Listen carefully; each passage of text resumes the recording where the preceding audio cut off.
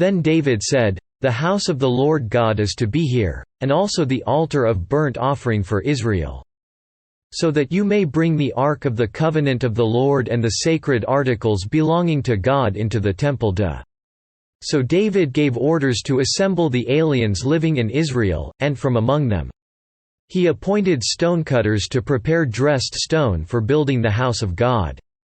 He provided a large amount of iron to make nails for the doors of the gateways and for the fittings, and more bronze than could be weighed.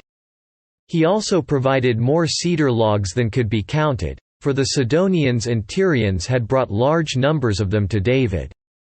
David said, "My son Solomon is young and inexperienced, and the house to be built for the Lord should be of great magnificence and fame and splendor in the sight of all the nations.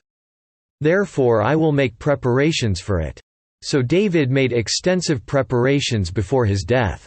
Then he called for his son Solomon and charged him to build a house for the Lord, the God of Israel.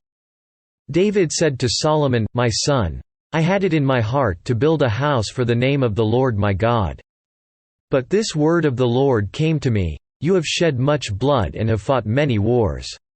You are not to build a house for my name, because you have shed much blood on the earth in my sight. But you will have a son who will be a man of peace and rest, and I will give him rest from all his enemies on every side.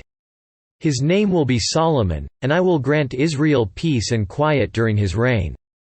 He is the one who will build a house for my name. He will be my son, and I will be his father. And I will establish the throne of his kingdom over Israel forever. Now, my son, the Lord be with you, and may you have success and build the house of the Lord your God, as he said you would.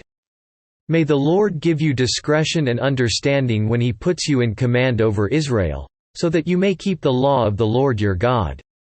Then you will have success if you are careful to observe the decrees and laws that the Lord gave Moses for Israel.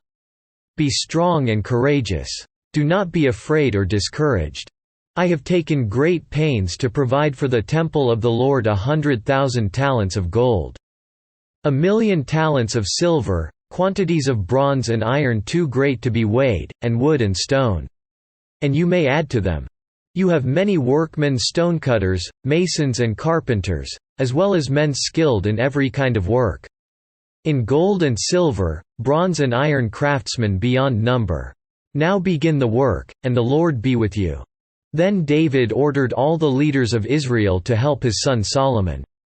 He said to them, "Is not the Lord your God with you? And has he not granted you rest on every side? For he has handed the inhabitants of the land over to me, and the land is subject to the Lord and to his people. Now devote your heart and soul to seeking the Lord your God. Begin to build the sanctuary of the Lord God, so that you may bring the ark of the covenant of the Lord and the sacred articles belonging to God into the temple that will be built for the name of the Lord.